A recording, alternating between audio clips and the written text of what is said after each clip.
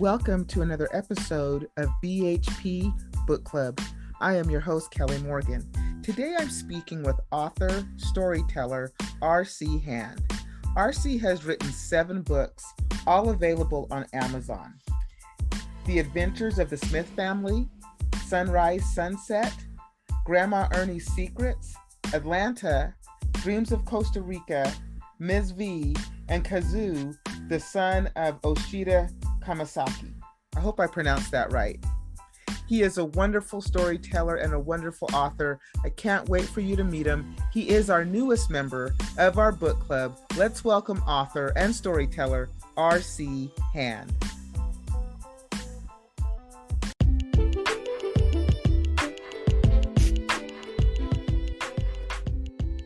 R.C., thank you for being a part of the book club. Welcome. How are you? Great. Thank you very much.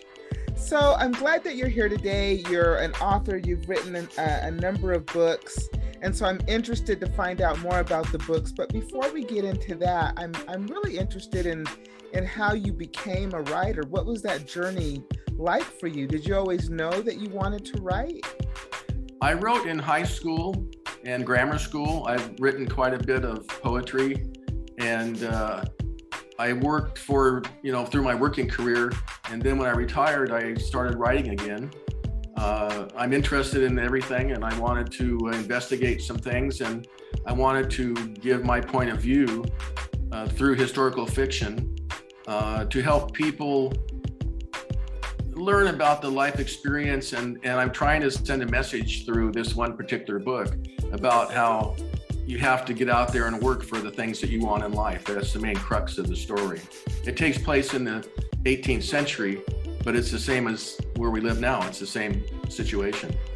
So when you decided to write the book, did you always know that you wanted to publish them? I think so. Yes, I think so. I wanted that message to get out to people. And so how did you go about publishing them? Did you self-publish? Did you find a publisher? Yes, I'm on Amazon. I'm self-published. I'm working on finding a publisher now. It's very difficult, of course, but I'm not going to give up. I'm going to keep plugging away. So what has that been like? Because there's a number of authors that I talk to that are indie authors that are just happy with self-publishing. And then those are those who are self-published but actively looking for a publisher. What has that been like for you? It's very frustrating because there are publishing people out there that will take your money and publish your work. And I'm never quite sure whether my work's any good or not, if they just are doing it for the money that I give them. I've had neighbors read my books and they like them. And I've gotten some good reviews on Amazon. But I'm trying to get more of my physical books out into the world to be reviewed. I just sent a book off to India to a book reviewer. And I've sent a couple back east to some different podcast hosts and people who were interested. It's not easy. I'm sure all the listeners know that also. So are you looking for a publisher and an agent, or just a publisher? Absolutely, an agent and a publisher. And so have you been doing the query letters? I've done a few of those. I've been reaching out a lot on LinkedIn right now. And I just am in the process. I've rewritten my novels. I'm getting ready to put them back up on Amazon. And I'm not technically able to. My nephew does my tech work for me. So once I get that done, I'm going to go forward and do that, send out some more query letters. Well, good luck to you. I hope that you find either an agent or publisher or both, because I know it is no easy task and you have to work at it every single day. Absolutely. So let's talk about the books. You've written a number of books. Some of them are fiction, some of them are nonfiction. Where do you want to start? Let's start with The Adventures of the Smith Family. It's a historical fiction novel. Okay, so tell me about it. It's the story of luck and hard work leading to financial security.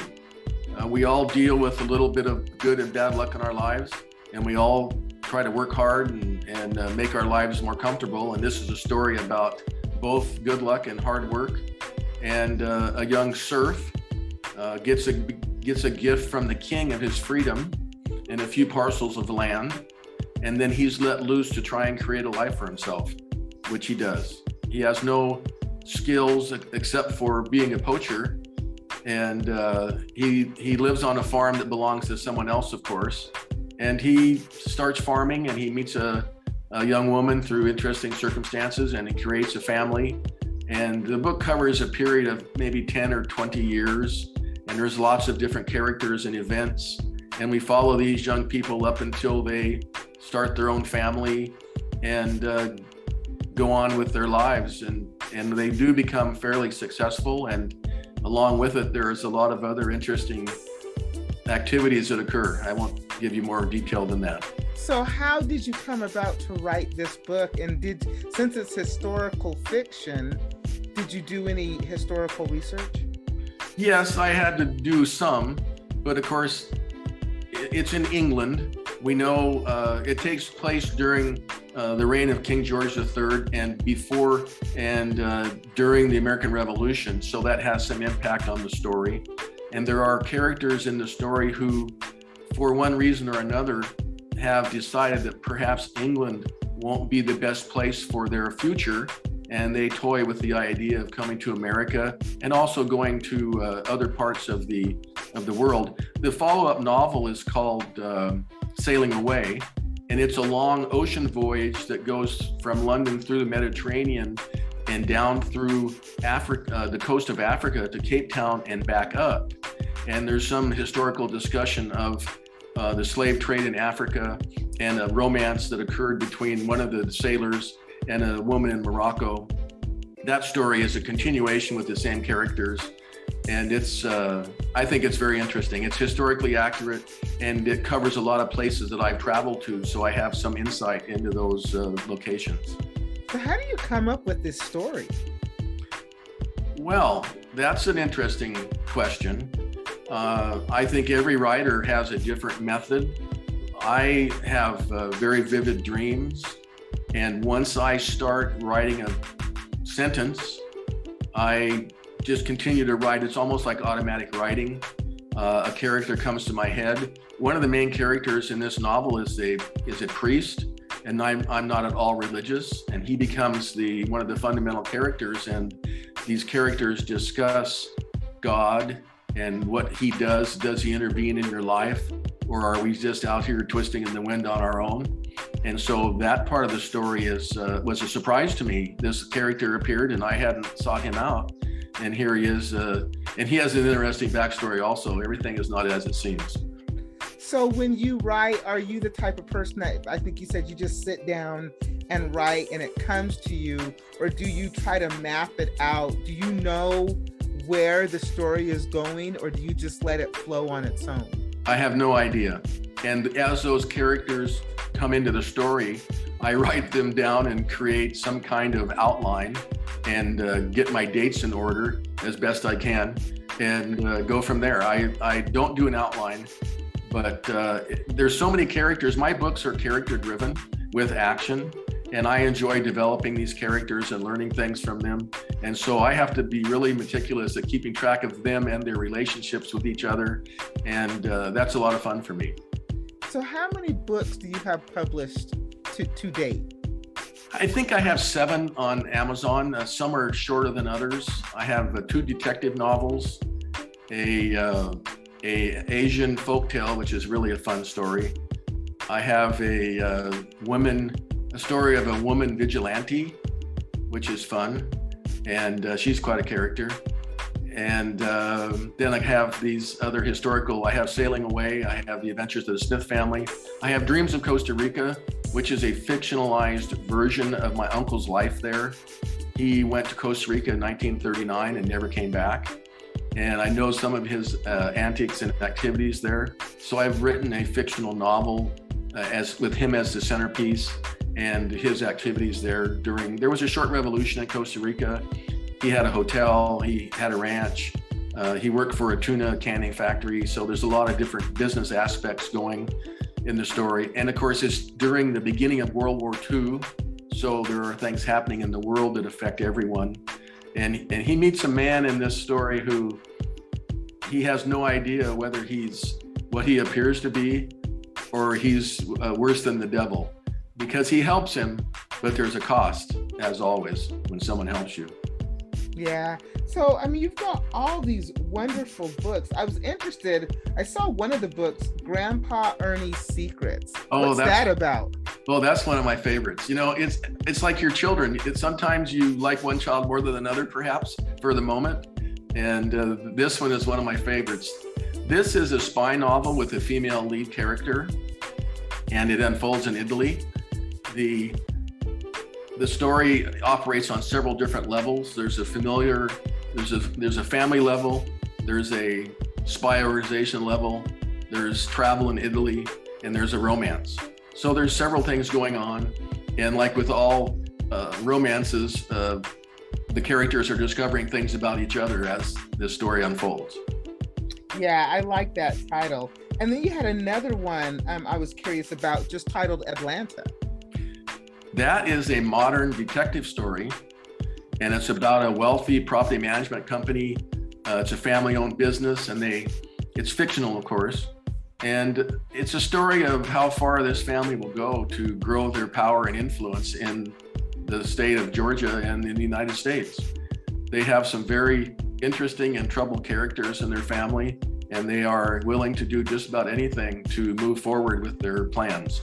And this is that story. It involves a court case, and it's a very it's a longish book, and it's very clear in the beginning. We have a long story, and we have a good resolution. So I think that's a good way to write a book, with a beginning, a middle, and a good end. And then is Mrs. V your female vigilante story?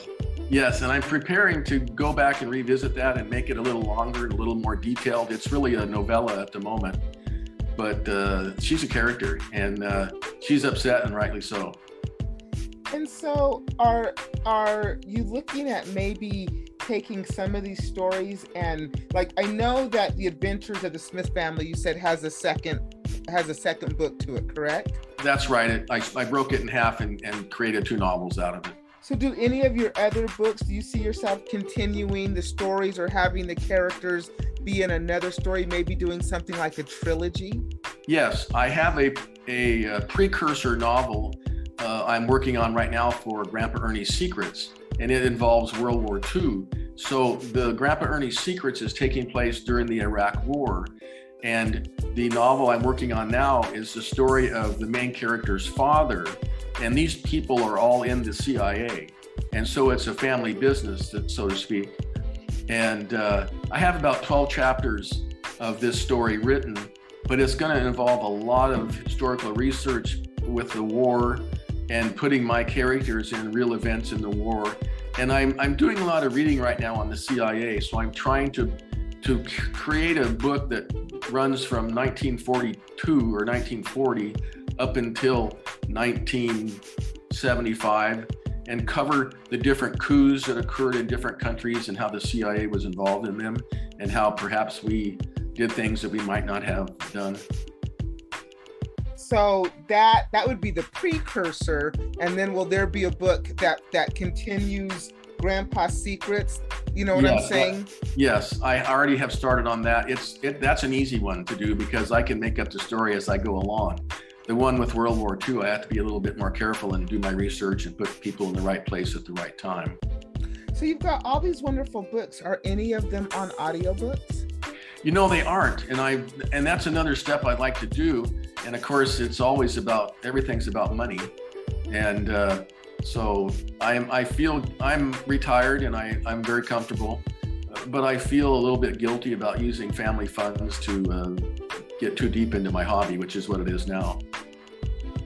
So there is, Amazon does have a audiobook platform, if you did not know, where you can go and list your book as, to be an audiobook. And there's 3 different ways you can do it.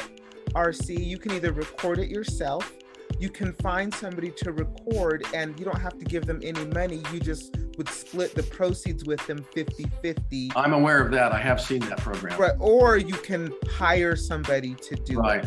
Right. So, I'm gonna have to look into that because I think that I've been doing this so long. I think I've missed some of these new things that have come along on Amazon. Yeah, I spoke to another author who did the 50-50 program, and she said her book turned out wonderful. Oh, that's great. Right. So, I've never used it myself, but I've talked to people who have either recorded their own audiobook with their voice, or maybe they've hired somebody, but I haven't talked to anybody who had done the 50-50 program except for last week. And she said it turned out great. So it's another option you could look at, because I think your books sound all intriguing. They would be wonderful as audiobooks. Well, I hope that's true. I'm going to look into that, because my nephew is fairly technical, and he'll be able to help me get through this nonsense and maybe be able to do that. Yeah, that would be great. And then what is the book? What is Sunrise Sunset? That's a book of 9 short stories. Oh, can you tell us about it? Oh gosh. Well, the one that I like the most is called Thomas Brown. It's a story of 2 farmers in the South in the 1930s when times were tough. And one farmer there's a young African-American family, and there's an older widower who lives next door, and they're farmers and have a lot in common, and they become fast friends, and they are involved in some circumstances helping each other, and there are some people who are suspicious of each other's motivations, and so I think of it as a story about humans, and how humans indeed can get along and do wonderful things for each other, and should and will. And this is what this book is about. And again, why it's the way it is, I have no idea. That's just the way it came out. I can't explain to you. I didn't sit down and say, I'm going to have a black family and a white family and work this story out. They just started talking to me, and that's what ended up. And that's how you write your books. That's correct. And so tell me about the other one. I know that you said one that was I think you said it was an Asian folklore. I think you said Kazu? It's Kazu, son of Oshida Kamasaki. And what is that one about? That story is about a ancient Asian feudal kingdom. And down in the lowlands, a farmer is very successful, and he has a young son. And the Buddhist monks come down out of the hills periodically to visit women and drink a little bit of beer. And they come across this young boy, and they decide they're going to use him as an excuse to continue to come down every year and visit. And they convince the shogun up in the hills that he's the reincarnation of Buddha. And over time, they make sure that he's taught all the arts of warfare. And when he turns 18, he's taken up into the mountains. He's basically kidnapped and taken away from his family and taken up to run the army for this feudal lord who has had bad luck and lost his sons in battle. And he meets a young woman there who has her own agenda. And together they run roughshod over the feudal lord at some point. A lot of things happen in between. Absolutely wonderful how you can come up with all of these different stories. RC, if you were to give an author or somebody who wants to be an author advice on maybe how to go about, maybe they have a rough draft, or maybe they've got the book written and they're trying to figure out how to publish it, what is one piece of advice that you would give somebody who's looking to become an author? I think it's important to have other people read your work. A lot of my neighbors have read my books and are probably sick of them. And I've read them myself many, many, many times to the point that I'm sick of them also. And I have an editor that I've used, and I've reached out to people to help me. It's difficult. I've communicated with many authors, and I haven't had a lot of luck with them reaching back to help me, but they're all very positive and explain to me what their circumstances are. Most authors, as you know, don't sell hardly any books at all. Mm-hmm. It's the top 1% that sell 99% of all the books.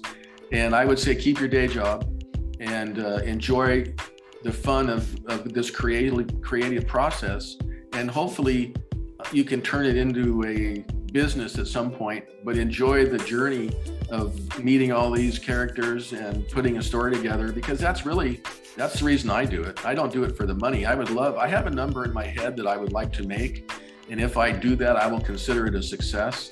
I was self-employed my entire life, and was very fortunate to grow up in a family where we all went to work very young. I have some stories on my website about that. My first job was a shoe shine boy, and I was a waiter, and then I worked for my father in our plastering business. And my father was never afraid to do anything. You could call him foolhardy, perhaps, but he never feared failure. He went out and did it, and he was successful every time he did things, even though he was not a perfect person. He had some issues, and he didn't overcome them, but he was successful in most of the things he tried to do. Yeah, that is good advice. I think you really have to stick to it. You said you had an editor. It's really important that you do have other people read your work and get an editor, and be prepared to maybe do some rewrites, right? And so, I think all of those come with the territory. What do you do for marketing? Well, I'm on Amazon. I was running 13 ads on Amazon all the time. And I have my website, which I have some traffic to. It's a travel blog and a website with my novels on it. And I have the first chapter of each of my novels is there for everyone to read. I've reached out to people and sent them physical copies around the world to read. Some that are by accident. This fellow in India was a book reviewer. I had no idea. I just connected with him on LinkedIn and sent him a book. I have a couple of podcast hosts that have asked to read one of my books, and just people at random who I connected with on LinkedIn. And you can't be shy. I've never been a shy person. And the most important aspect of business, of course, is promotion. If you cannot promote the book or whatever product you're selling, you're going to be a failure. So put down your fears and your reservations and do what you must do to become successful. Yeah, that is good advice. And the marketing can be frustrating, but you have to find unique ways of getting your book out there, because you're right. Most people who are writers, especially indie writers, don't make a living at writing. No, I was actually involved in a writers group, and of course COVID has changed all that. And I was scheduled to do a 6-minute live storytelling event like the Moth Hour here in Southern California at a smaller event. And I'm still waiting for them to move to a new venue. They've outgrown their venue. And hopefully I'll get that opportunity to tell that story. And that will give some other people a chance to see me and hear what I've written about. Yeah. What is the website? cowboyproductions52.com. And people can go there, you said, and the first chapter of all your books are there, and then where they can also get your book as well, right? Yes, there's a direct link to Amazon. And my wife and I are avid travelers. So people who love to travel, my wife and I have been to 91 countries, including North Korea. And there are stories there and photographs of our adventures. And I think with COVID and the lockdowns and the lack of ability to travel, it's a fun place to go if you like to travel, to read about travel when you can't quite do it yet. 91 countries? Yes, over 37 years. Do you have any plans to go anywhere anytime soon? Oh, absolutely. We lost 3 or 4 trips already due to COVID. My wife's family are in London, so we have a trip planned in April and May to be in London for a week or so. We had a trip down the Nile. We had a trip up the Mississippi. We had a trip from Perth, Australia to Japan. We lost all 3 of those trips because of COVID. We want to go everywhere. We've been to India twice. We've been to China, North Korea, Nepal, Bhutan, South America, Cuba, Antarctica. Been to all 7 continents. And we aren't extremely wealthy people. Of course, when you're younger, you tend to be less affluent than when you're older because you've been on the earth less time. We've been here a while. I'm going to be 70 in February. And we've acquired some affluence through our planning and hard work. If you do not plan, you will fail at anything. Life, love, writing. Have a plan. That is good advice. RC, thank you so much for becoming a member of the book club and sharing all your books with us. I will make sure that the link to your website is in the podcast description so people can go check it out. Thank you so much. When you get your other books published, you're going to have to definitely come back and tell us about them. Oh, I'd love to. I've just finished it, and I'm trying to decide whether I should put it on Amazon or hold out for a real publisher. Well, if whatever you decided, if you decide to put it on Amazon or if you get a publisher, either way, I'd love to have you come back and talk about it. Oh, I'd love to. I think I'm going to have to get an IPS number or the numbers to prevent theft, myself. And then I can do whatever I want to with it. It'll be protected. That's maybe my next step. Fantastic. I cannot wait to have you come back. Thank you so much for joining the book club. Thank you. I loved talking with you.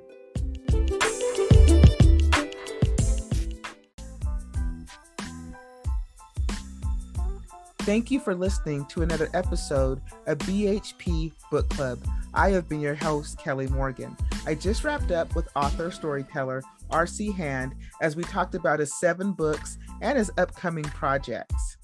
If you are an author and you would like to be a member of the book club and promote your book, it's really easy. Go to my website, www.brightheadedpublishing.com. Go to the contact section, drop me a note, and you could be the next author promoting your book on the book club. I appreciate everyone for listening. Thank you so much. Next week, we'll have another author, but as always, keep writing.